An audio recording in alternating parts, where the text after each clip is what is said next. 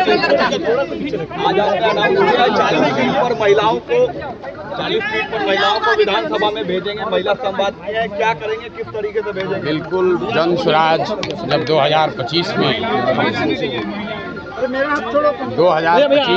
जन स्वराज 243 सीट लड़ रहा है, उसमें कम से कम 40 महिला उम्मीदवार जन स्वराज की ओर से खड़ी की जाएंगी।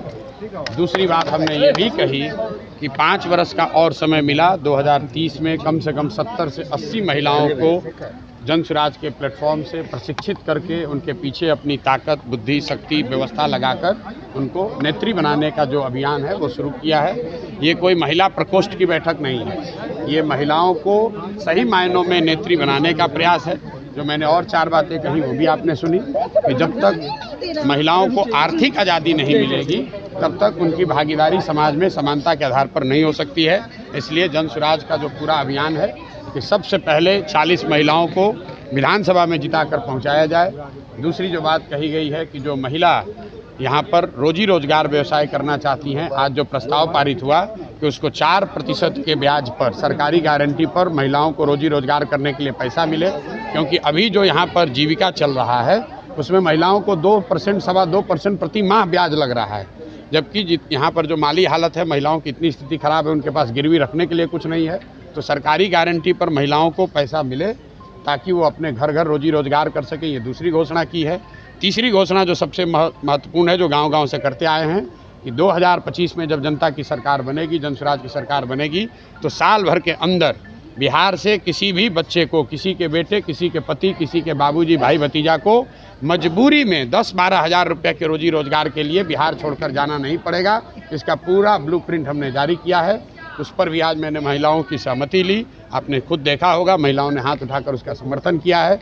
और अंतिम और बात जो हमने आज यहाँ कही है कि अगली बार जब आप वोट दीजिए तो वो नेताओं को देखकर नहीं, नेताओं के बच्चों के लिए नहीं, अपने बच्चों के लिए वोट दीजिए। और उस पर सारी महिलाओं ने खड़े होकर उसका समर्थन किया। लालू नीतीश और मोदी को वोट देने के लिए आपने अपील किया, लालू नीतीश और मोदी को नहीं वोट देने नहीं, आप मेरा वक्तव्य सुन लीजिए। मैं पिछले 2 साल से जो कह रहा हूँ, मैं लोगों से पूछता हूँ कि अब सब सुनने के बाद बताओ कि लालू जी का राज चाहिए, नीतीश जी का राज चाहिए, मोदी जी का चाहिए, या कि जनता का राज चाहिए? लोग कहते हैं जनता का राज चाहिए। फिर मैं दोबारा पूछता हूँ, भाई जिसको लालू जी का चाहिए लालू बता दीजिए, जिसको मोदी चाहिए मोदी बता दीजिए। फिर सब लोग कहता ना भैया हम लोग को जनता का राज चाहिए। तो जनता का राज चाहिए तो उसका रास्ता बताते हैं कि जिन नेताओं ने आपको और आपके बच्चों को ठगा है, आपके पेट पर लात मारा है, उन नेताओं को, चाहे वो आपके जाति का है, आपके धर्म का है, उसको वोट नहीं देना है। वोट किसको देना है? मैंने ये नहीं कहा कि वोट प्रशांत किशोर को देना है कि जन स्वराज को देना है। मैंने उनको रास्ता बताया कि वोट अगली बार नेता का चेहरा देखकर नहीं, अपने अपने बच्चों का चेहरा देखकर देना है। और यही जन स्वराज का अभियान है, 2 बरस से यही कर रहे हैं, आज यही दोबारा किया। यूनिफाइड पेंशन योजना कल केंद्र सरकार ने जारी करी है, उसका डिटेल आने दीजिए। वो एनपीएस और ओपीएस के बीच का कुछ रास्ता निकालने का सरकार ने प्रयास किया है। मुझे नहीं लगता है कि जो लोग ओल्ड पेंशन स्कीम के लिए संघर्षरत हैं, जो आंदोलन कर रहे थे, उनको ये स्वीकार्य होगा।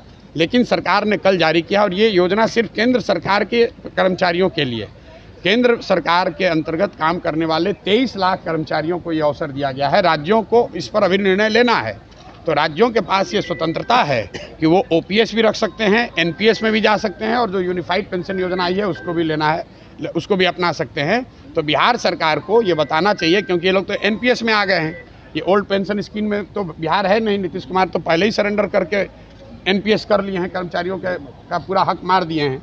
तो अभी यूनिफाइड वाले पर इनका क्या स्टांस होता है, सरकार को बोलने दीजिए, फिर उस पर टिप्पणी करेंगे। मनोज तिवारी ने कहा है कि राहुल गांधी को मानसिक जो है बीमारी हो गई है, इलाज की जरूरत है। जनगणना मामला किसको, किसने क्या कहा? अब भाई ऐसा है कि जिसने वक्तव्य दिया है वो भी हमसे बहुत बड़े नेता हैं, जिन पर वक्तव्य दिया है वो भी हमसे बहुत बड़े नेता हैं। हम अपनी बात कह सकते हैं, बिहार की बात कह सकते हैं, बिहार में के समाज, बिहार के बच्चों की बात कर रहे हैं, जन स्वराज की बात कर रहे हैं।